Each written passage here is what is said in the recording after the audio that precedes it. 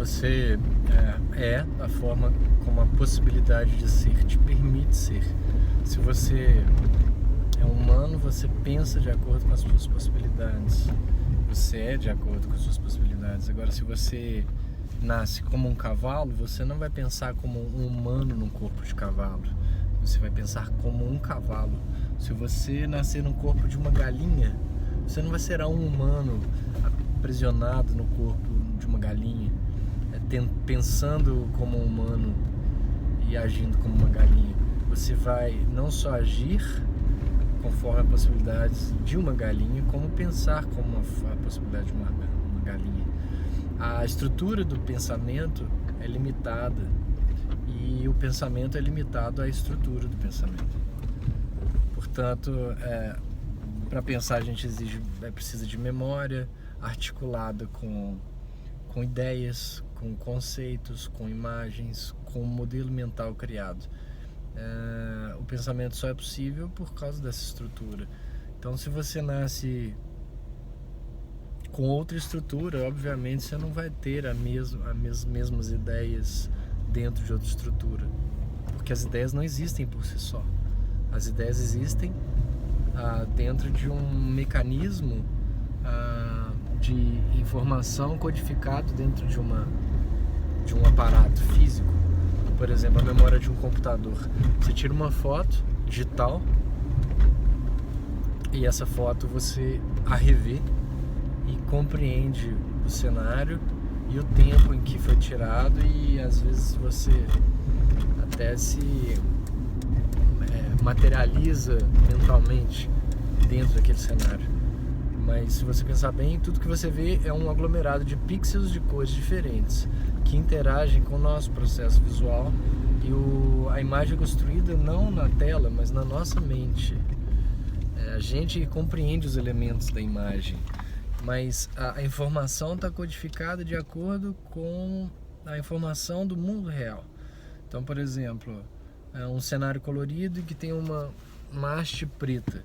A foto vai sair um cenário colorido e uma haste preta em pixels, quer dizer, ela reproduz as informações do meio ambiente e é codificado em números guardados num aparato de memória.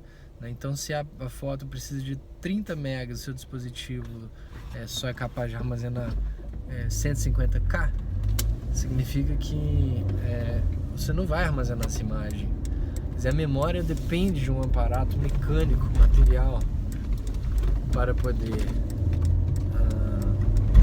ser reservada. Todo pensamento exige a memória para articular as ideias. As ideias ficam armazenadas na memória, os conceitos, as palavras, todas ficam armazenadas numa estrutura que permite guardar esses conceitos. E é a articulação de conceitos que gera as ideias. E os conceitos em si já são ideias. Então, as ideias são estruturas que reservam a informação, dialogando e articulando umas com as outras. Logo, se você tem uma estrutura de pensamento de uma barata ou de uma formiga, você não vai pensar como um humano encarnado numa formiga. Você vai pensar como a formiga, você será para a formiga. Todas as suas ações serão limitadas ao corpo de uma formiga. Todas as suas vontades serão limitadas às vontades da formiga. Quer dizer, a estrutura material, biológica, é o que estrutura a própria vida e a própria consciência. A consciência no sentido do ser pensante que conhece a si mesmo. Se você não tiver uma estrutura que permita esse tipo de consciência, você não terá esse tipo de consciência. Acontece que esses seres que existem, eles podem não ter uma consciência de si mesmo. Uma formiga que anda em cima de você, muitas vezes não percebe que está em cima de você. Ela anda como se estivesse no chão, né? E às vezes quando percebe que alguma coisa está errada, ela morde, porque ela acha que é um animal, mas ela não sabe muito bem. Ela não tem o mapa mental do mundo da forma como que nós temos, e o nosso mapa mental do mundo também é limitado à nossa capacidade de de montá-lo, né? Assim como um ser, um humano pode ser invisível para uma formiga que anda sobre ele, ela não perceba que está em cima de um outro organismo, porque o aparato sensorial e o aparato de pensamento dela limitam ela a perceber somente naquele seu centro de pensamento. Nós também podemos estar limitados a conceber o mundo de acordo com um mapa mental que nós temos capacidade de produzir, excluindo dele outros elementos da própria realidade que não aparecem por uma limitação das capacidades, da estrutura biológica humana. Então, diante disso tudo, a gente percebe que a nossa estrutura delimita o nosso ser. Então você é aquilo que você é e apresenta-se ser no mundo como estrutura. Tautológico, né? Você é aquilo que você é.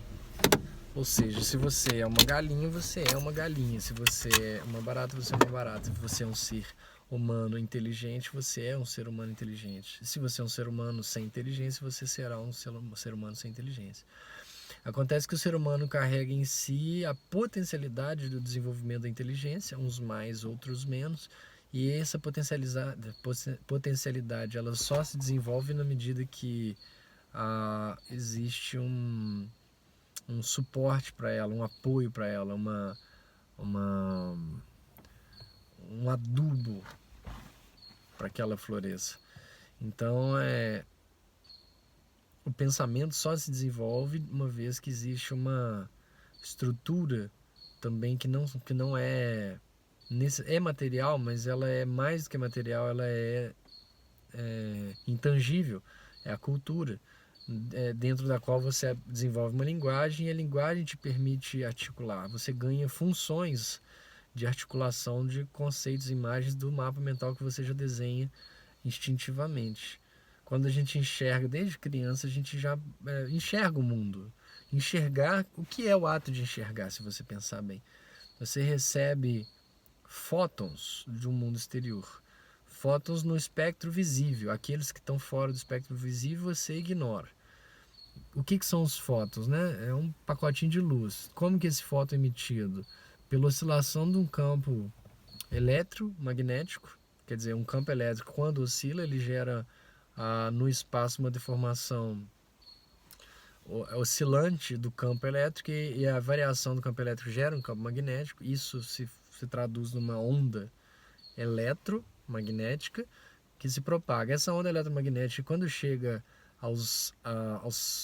digamos assim, aos elétrons livres da nossa retina, ela recebe esse pulso elétrico e ele entra em ressonância. Quer dizer, o movimento mecânico da partícula que emitiu a luz é percebido. O movimento, quer dizer, a variação do espaço no tempo é percebida pelo outro, como se fosse uma ressonância. Um vibra aqui, daí a pouco o outro recebe a informação e vibra do mesmo jeito.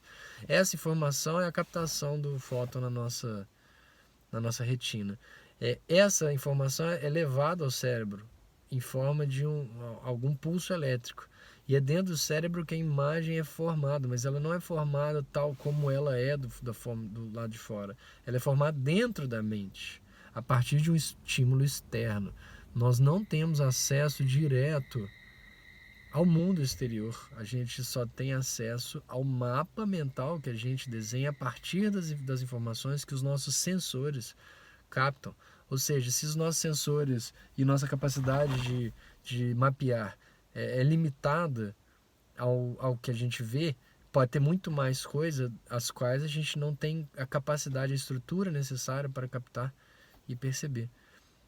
Assim, ignorar a metafísica significaria, em alguns termos, existe aquele discurso: será que a metafísica é capaz de trazer uma ciência válida? Bom, se é válido ou inválido, eu não sei. Só que pode haver coisas, a gente ignorar que haja coisas além do que os nossos sentidos podem captar é um erro, a meu ver, até de raciocínio. Porque se a gente tem hoje 5 sentidos e a gente admite como verdadeira a teoria da evolução, que quer dizer que a gente não nasceu pronto no mundo, a gente nasceu mais primitivo, talvez como uma célula, e aí foi se desenvolvendo e ganhando recursos. Em algum momento a gente teve menos do que 5 sentidos.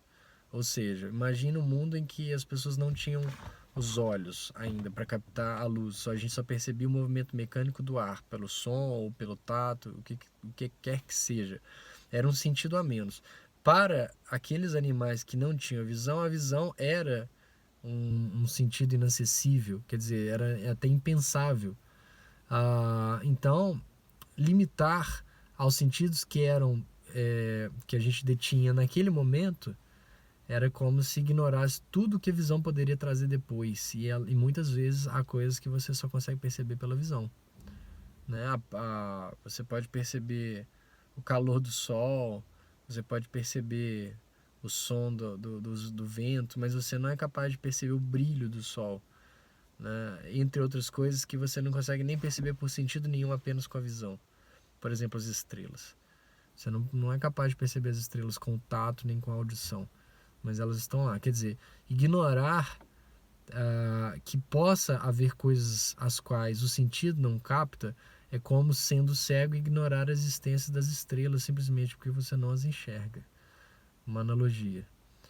Então, o nosso mundo é limitado à estrutura do nosso ser. Nós somos aquilo que nós podemos ser. Nós não somos além do que a nossa capacidade de ser. E se alguns humanos são coisas incríveis, é porque o ser humano carrega em si uma potencialidade incrível de ser além do que os outros animais possam ser para eles mesmos, né? Uma arte só faz sentido para um outro ser humano, ela não faz sentido para um animal, para um cavalo. O senso de beleza é algo interno da linguagem dos homens. E dentro dessa troca, essa permuta de comunicação entre os homens,